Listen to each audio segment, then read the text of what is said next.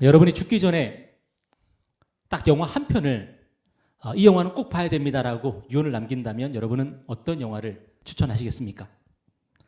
이 죽기 전에 봐야 할 영화로서 항상 최상위권에 오르는 영화가 있는데 그게 바로 1994년에 개봉한 이 쇼생크 탈출이라는 영화입니다. 이 영화에서 이 주인공 이 앤디가 나오는데 이 앤디는 아내를 죽였다는 누명을 이제 뒤집어 쓰고 종신형을 선고받죠. 그리고 이 쇼생크라고 하는 그런 아주 살벌한 감옥에 들어가게 됩니다. 그곳에서 이제 종신형이니까 평생 복역하고 살아야 되는 거죠. 그러면서 이 앤디가 교도소 내에 있는 온갖 부조리한 일들을 이제 몸소 경험을 하게 됩니다. 하지만 이 영화의 마지막에서 이 주인공 앤디는 결국 이 쇼생크를 탈출하죠. 제가 1994년에 이 영화가 개봉했기 때문에 저도 어릴 때 이 영화 포스터를 보게 됐는데 제 평생 참 기억에 남는 포스터 딱 한 장을 꼽으라 그러면은 이 쇼생크 탈출 이 영화 포스터인 것 같아요. 이 영화가 담고 있는 이 중요한 주제가 뭐냐? 희망. 이 희망이죠. 이 영화는 우리에게 희망이 왜 중요한지를 참 잘 보여주고 있어요. 이 영화 속에서 이 쇼생크는 어떤 곳이냐면은 어둠이고 절망입니다. 어둠과 절망의 그 실사판. 이게 쇼생크 감옥이고요. 그곳에 온 죄수들은 이제 살기 위해서 어떻게 해야 되냐면은 절망과 이제 친해져야 돼요. 절망과 타협해야 돼요. 어떤 희망도 품으면 안 돼요. 만약에 희망을 품으면은 그 희망 고문 때문에 몸서리치게 되고 처절하게 그렇게 살아야 되고 미쳐버릴 수도 있는 그런 곳이 바로 이 쇼생크예요. 그래서 죄수들은 이 쇼생크에서의 삶을 이어가기 위해서 가지고 있던 모든 희망들을 다 버리게 됩니다. 만약에 희망이라는 걸 가지고 있다면 아직 이 쇼생크에 적응을 못하고 있다는 부적응자라는 그런 것을 의미하는 거거든요. 그래서 영화 속에서 레드 역을 맡은 이 모건 프리먼이 나오는데 이 레드가 앤디에게 지속적으로 뭐라고 조언하냐면 희망을 갖지 말라 그래요. 희망을 갖고 살아가는 모습이 너무 안타까운 거죠. 곁에서 볼 때. 그 희망 때문에 이 감옥에 적응하지 못하고 살아가는 그 모습이 너무 안타까워서 이 모건 프리먼이 계속 희망을 갖지 말라고 계속 그렇게 조언을 해줍니다. 왜냐하면 레드 같은 경우도요. 희망을 가졌다가 그 희망 때문에 고통스러웠던 그런 기억들이 있기 때문이거든요. 그런데 이 앤디는요, 이 레드에게 동의하지 않습니다. 그런 희망을 포기하지 않습니다. 왜냐하면 나는 아내를 죽인 적이 없거든요. 그래서 앤디는 희망을 버리고 이 쇼생크의 일원으로서 쇼생크에 적응하면서 살기를 거부합니다. 그의 몸은 이 쇼생크 안에 갇혀 있었지만 그의 마음은 죄수가 아니었어요. 나는 자유의 시민이었어요. 그러니까 자유의 시민의 마음으로 이 쇼생크를 살아가고 있는 거죠. 그래서 이 앤디 때문에 쇼생크 안에는 놀라운 일들이 이제 일어나게 되는데 이 앤디가 쇼생크에 들어오기 전에 직업이 은행원이었습니다. 아주 유능한 은행원이었어요. 그 자신의 재능을 가지고 교도관에게 아주 금전적인 도움을 줍니다. 그 대가로 무엇을 요구하냐면은 우리 모든 죄수들에게 맥주 3병씩 주십시오. 여러분 감옥에서 맥주를 마신다는 거 얼마나 놀라운 일이겠습니까? 그것도 이 쇼생크라고 하는 이 무시무시한 감옥에서 모든 죄수들이 이 앤디 때문에 맥주를 맛보게 돼요. 인간답게 살아가는 그 삶을 맛보는 거죠. 또한 교도소장을 이제 만나게 되고 교도소장의 이제 비자금을 이제 관리해주는 일을 하게 되는데 그것 때문에 굉장히 많은 이제 혜택을 받게 돼요. 그래서 이 쇼생크 안에 도서관도 만들게 되고요. 그 도서관에서 고품격 클래식 음악도 막 틀어져요. 그러니까 죄수들이 밥을 먹다가 깜짝 놀라요. 막 클래식 음악이 흘러나오니까. 모든 희망을 버리고 살던 이 죄수들이요. 음악을 들으면서 다시 나는 인간이구나. 인간다움을 다시 한 번 더 맛보게 되는 그런 순간들을 또 경험하게 돼요. 그러면서 이 앤디가요. 무려 20년 동안 뭘 하냐면은 자기 방에서 숟가락과 조그만 망치를 가지고 땅굴을 파기 시작합니다. 무려 20년 동안. 여러분 앤디가 이런 일들을 미친 듯이 했던 이유가 무엇이었을까요? 나는 죄수가 아니기 때문이에요. 나는 아내를 죽인 적이 없기 때문이에요. 그리고 이 앤디의 마음속에 무엇이 있었냐면은 나는 언젠가 이 쇼생크를 나는 벗어날 수 있다라고 하는 그 희망이 있었어요. 여러분 레드가 앤디에게 자꾸만 뭐라 그랬다고요? 희망 갖지 말라 그래요. 희망 갖지 마라. 그런데 앤디는 희망을 버리지 않아요. 이 쇼생크에서 언젠가는 나는 이 쇼생크를 벗어날 거라고 하는 그 희망을 무려 26년 동안 품고 살아요. 세상은 그에게 종신형을 선고했고 그를 쇼생크에 가두었고 그리고 쇼생크에서 평생 살다가 죽으라고 얘기하고 있었지만 앤디는 거기에 굴복하지 않았습니다. 세상은 그에게 절망을 받아들이라고 했지만 절망을 거부하고 희망을 품고 살았습니다. 신앙생활이 뭘까요? 신앙생활은 다른 게 아니라 하나님께서 우리에게 약속하신 그리고 들려주신 그 희망을 품고 살아가는 거예요. 그것이 바로 신앙생활입니다. 우리의 믿음과 우리의 사랑이 어디서부터 나오냐면 하나님이 우리에게 약속하시고 들려주신 그 희망 때문에 우리 안에 믿음과 사랑이 흘러나오는 거예요. 여러분, 우리에게 희망이 없으면요, 우리는 그 무엇도 믿으며 살 필요가 없습니다. 우리에게 희망이 없으면은 우리는 서로 사랑해야 될 필요가 없습니다. 우리 아까 불렀던 찬양 있잖아요. 내 모습 어디가 아름다워 주님 나를 사랑하셨나. 너무나 약하고 너무나도 부족한 우리를 우리 주님이 사랑하셨다. 여러분, 이것이 저와 여러분의 희망 아닐까요? 여러분이 매일매일의 삶 속에서 실패하고 넘어지고 정말로 사람들에게 손가락질을 받아도 우리 주님만은 우리를 손가락질하지 않으시고 나를 품어주시고 나를 사랑해 주신다는 그 희망, 그것 때문에 우리는 믿음으로 그 희망을 붙잡고 살아갈 수 있는 것이고 그것 때문에 우리가 옆에 있는 사람들을 우리가 사랑하며 살아갈 수가 있는 거예요. 왜냐? 나 같은 사람을 하나님이 사랑해 주셨거든요. 그리고 옆에 있는 사람들을 보면은 이 사람들에게도 부족함이 많아요. 죄도 지어요. 그런데 하나님이 이들도 그렇게 품어주시고 사랑해 주셨다고 하는 그 희망 때문에 우리는 서로를 사랑하며 살아갈 수가 있는 거예요. 여러분, 어쩌면 하나님의 자녀인 우리가요, 이 세상 사람들과 별로 다르지 않은 삶을 살고 있을 수도 있습니다. 나는 세상 사람들하고 전혀 구별되지 않아. 나는 세상 사람들하고 거의 똑같은 삶을 살고 있어 하는 사람도 있을 거예요. 그렇다면 그 이유는 뭘까요? 우리가 희망을 품고 살지 않으면 우리는 그렇게 살아가게 되죠. 하나님의 자녀임에도 불구하고 쇼생크 안에서 하나님은 매일매일 우리에게 너는 내 자녀라고 말씀하시는데 우리가 그 희망을 놓쳐버리고 나는 죄수구나. 나는 그냥 쇼생크 이론으로 살아야 되겠구나. 그 희망을 버려버리면요, 우리는 그냥 죄수처럼 살 수밖에 없는 거죠. 여러분, 오늘 본문을 보면은 정말 우리가 추앙하는 초대교회 이야기가 나오는데 야고보서를 보면은 초대교회가 어떤 모습이었는지 우리가 참 새로운 모습을 보게 돼요. 이 초대교회에서 우리가 추앙하는 그 아름답다고 우리가 상상하는, 거룩하다고 상상하는, 모든 것이 완벽하다고 상상하는 그 초대교회가 어떤 모습이었냐면은 오늘 9절 말씀 보세요. 한번 다 같이 한번 읽어볼까요? 시작. 형제들아 서로 원망하지 말라. 그리하여 심판을 면하리라. 보라, 심판주가 문 밖에서 계시느니라. 여러분, 오늘날 우리는 초대교회 하면서 우리가 초대교회를 돌아가야 돼. 우리가 초대교회처럼 되어야 돼. 초대교회를 거의 완벽한 교회처럼 우리는 생각을 하는 경향이 있습니다. 그런데 오늘 본문을 보니까 초대교회도 완벽하지 않았어요. 초대교회 안에 어떤 일이 있었냐면은 성도들이요 서로 원망하고요, 갈등하고 그 안에도 무수한 잡음들이 있었다는 것을 알게 돼요. 야고보서 우리가 전체를 여러분 한번 읽어보십시오. 초대교회도 지금 우리 모습하고 크게 다르지 않습니다. 근데 야고보 사도가 왜 성도들이 서로 이렇게 원망하면서 서로 무릎 뜯으면서 서로 갈등하면서 이렇게 신앙생활하고 있느냐? 야고보 사도는 뭐라고 얘기하고 있습니까? 성도들이 희망을 놓쳐버렸다는 거예요. 희망을 잃어버렸다는 거예요. 그 희망이 뭐냐? 우리 주님 곧 오신다는 희망이에요. 우리 주님 곧 오신다고 하는 그 희망을 놓쳐버렸기 때문에 서로가 무릎 뜯으면서 그렇게 지금 신앙생활을 하고 있다는 거예요. 성도들은 우리 주님 다시 오신다는 희망을 놓치고요, 이 세상에 그냥 함몰되어서 살아갑니다. 그들은 하늘을 바라보지 않고 자꾸 땅만 보고 살아갑니다. 여러분, 요즘 우리가 사는 이 세상 땅값이 얼마나 귀합니까? 그죠? 근데 분명히 하나님은 우리에게 하늘을 희망으로 주셨거든요. 하늘을 바라보라고 하셨거든요. 그런데 성도들도요, 더 이상 하늘을 바라보지 않는 거예요.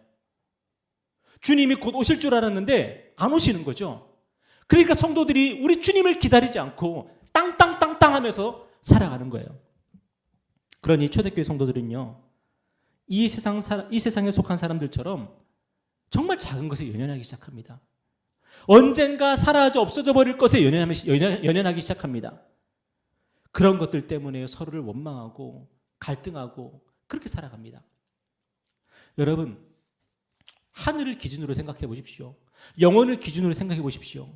오늘 저와 여러분을 절망하게 하는 것들, 실망시키는 것들, 우리를 작게 만드는 것들, 우리를 비참하게 만드는 것들, 이런 것들이 대단한 것들입니까? 하늘을 기준으로 생각하면, 영혼을 기준으로 생각하면 사실 우리를 비참하게 만드는 것들이 그것들은 아무것도 아닌 거거든요. 근데 왜 우리는 그 작고 아무것도 아닌 것들 때문에 우리는 자꾸만 업앤다운되고 우리는 그렇게 살아갈까요? 하늘 소망을 품지 않고 살아가니까 우리가 자꾸만 그렇게 비참한 모습으로 스스로 전락해버리는 거죠.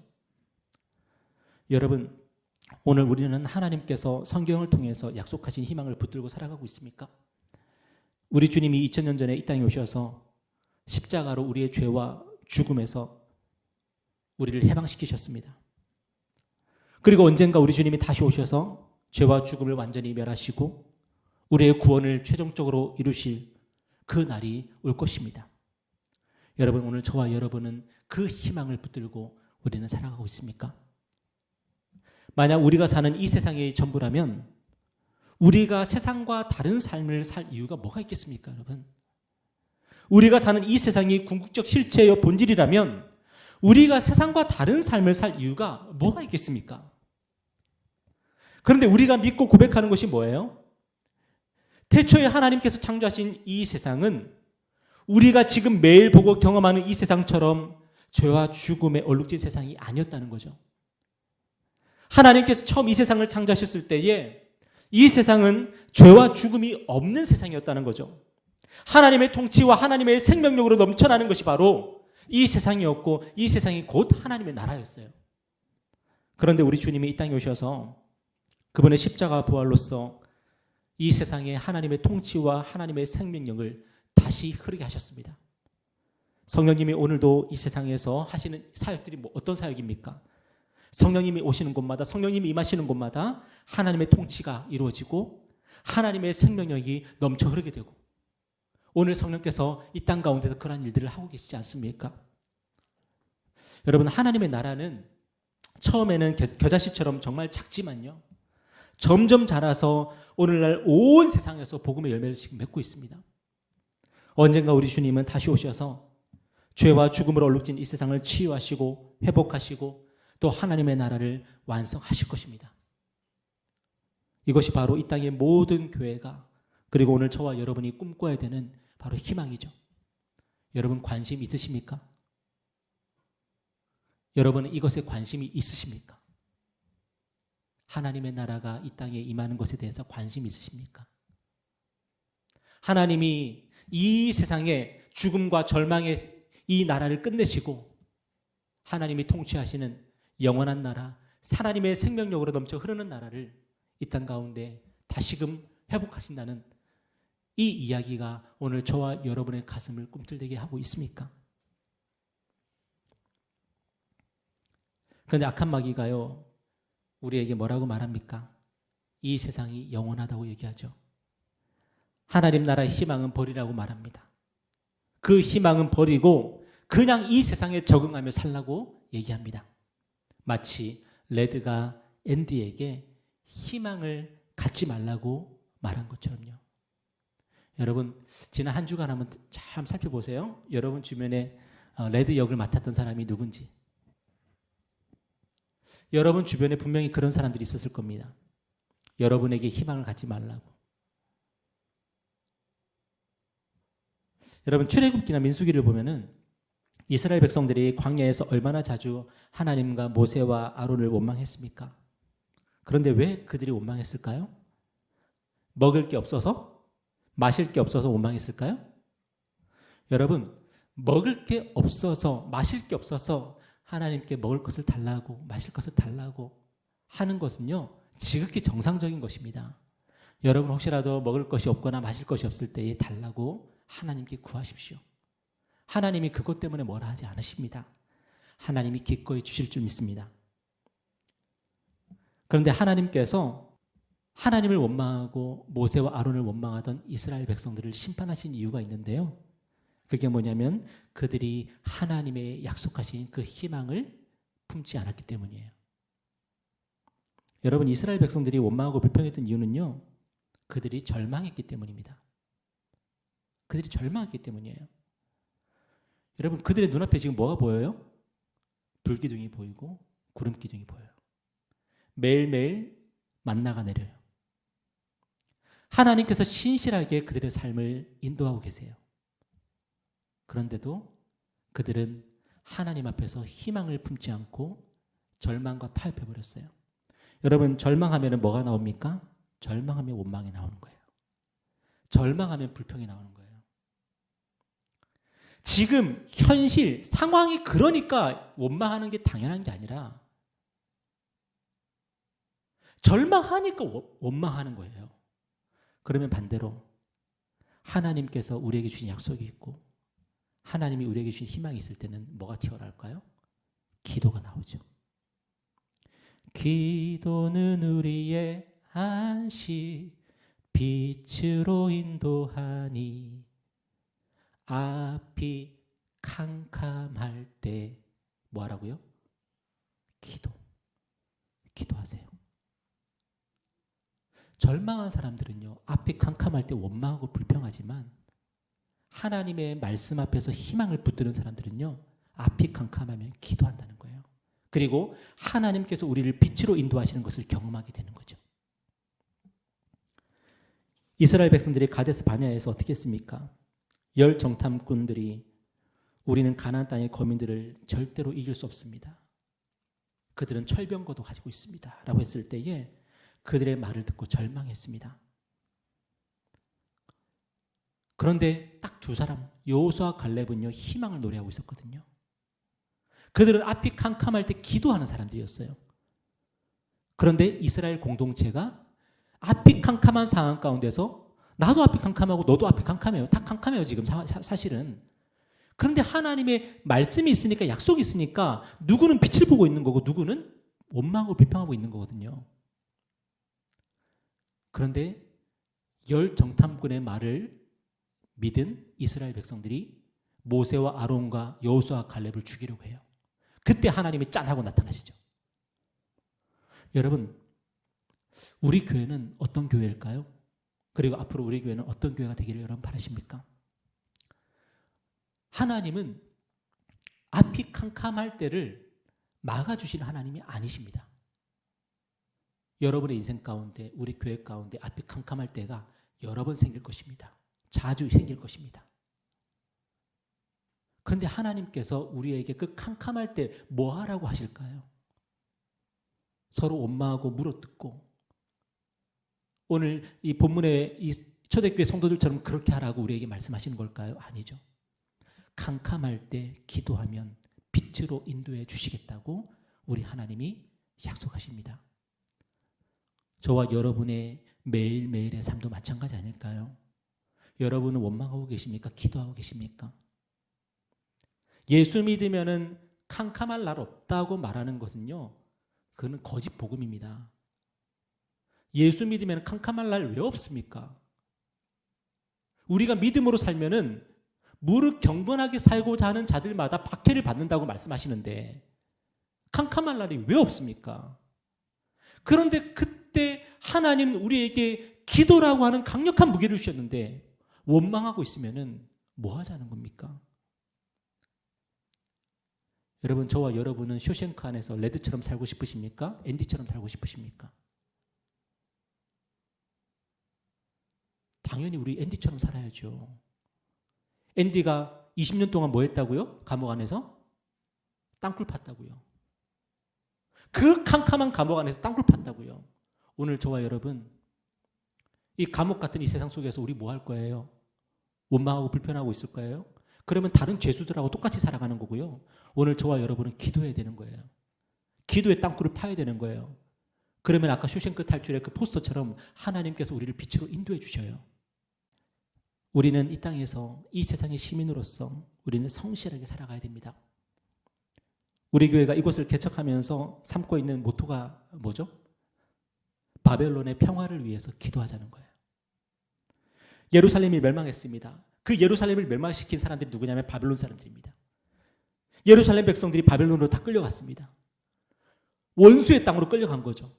그러면 그곳에서 뭐 하고 있으면 될까요? 근데 하나님께서 예레미야 선지자를 통해서 뭐라고 하셨냐면은 바벨론의 평화를 위해서, 바벨론의 번영을 위해서 기도하라 그러셨어요. 너희가 이 바벨론 땅에서 농사를 지으면서 땅을 개척하면서 땅을 개간하면서 너희들은 이 땅의 평화를 위해서 기도하라 그러셨어요. 왜냐하면 그것도 하나님께서 통치하고 다스리는 곳이거든요.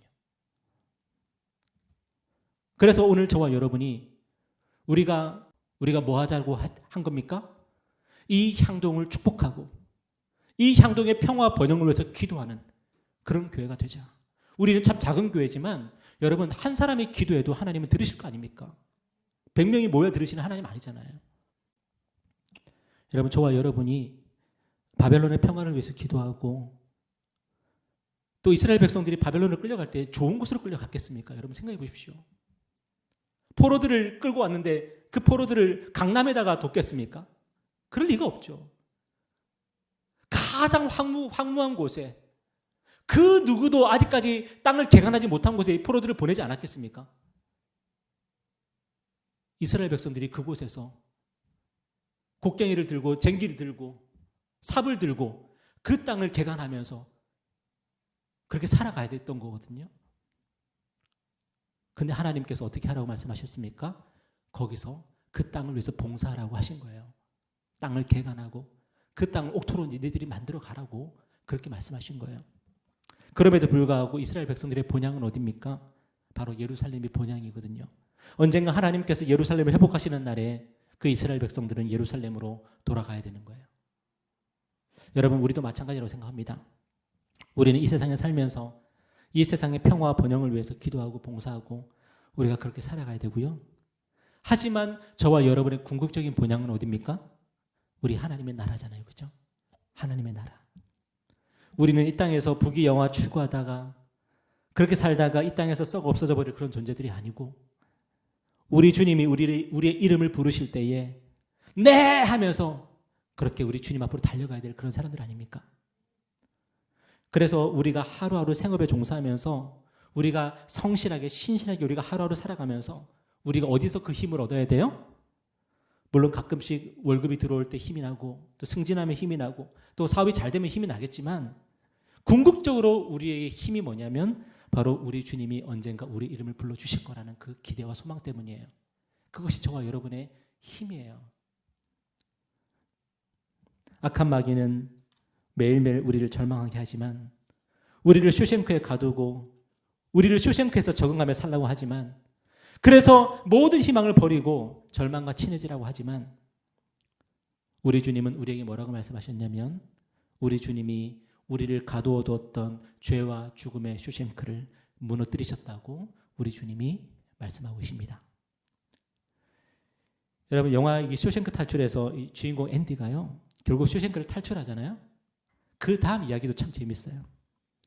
그 다음부터 쇼생크 감옥 가운데 감옥이 막 혼돈으로 막 빠져듭니다. 앤디가 탈출해가지고 교도소장이 그동안 모아뒀던 모든 비자금을 다 들고 튀어요. 그리고 교도소장의 비리를 언론에 제보하고요. 그게 대서특별히 돼가지고 이 교도소장이 자신의 비리가 드러나자 자살로 생을 마감하게 됩니다. 여러분, 앤디 한 사람이 탈옥한 것뿐입니다. 그런데 어떤 일이 일어났습니까? 쇼생크 전체가 무너지기 시작했습니다. 우리 주님이 하신 일이 바로 그거 아닐까요?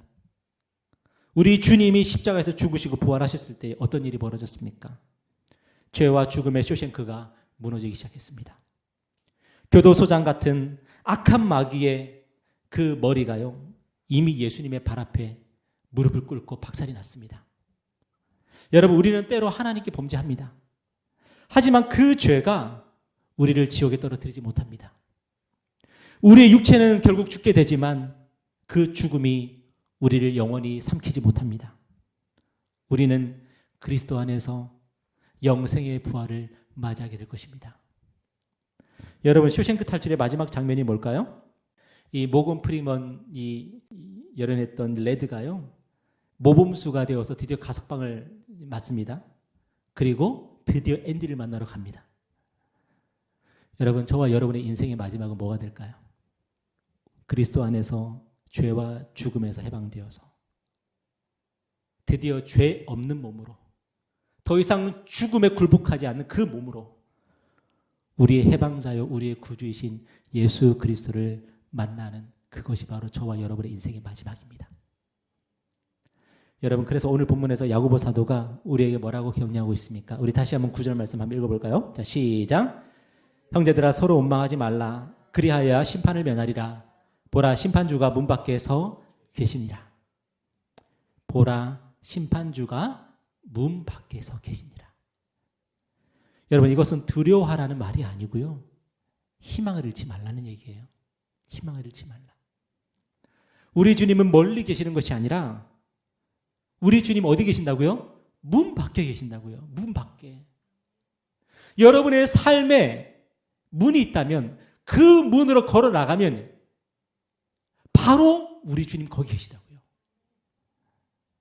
우리 주님이 우리의 이름을 부르시면 우리는 지체 없이 우리의 인생을 마무리하고 그분께 문을 열어드려야 됩니다. 그러면 거기에 우리 주님이 거기 서 계실 거예요.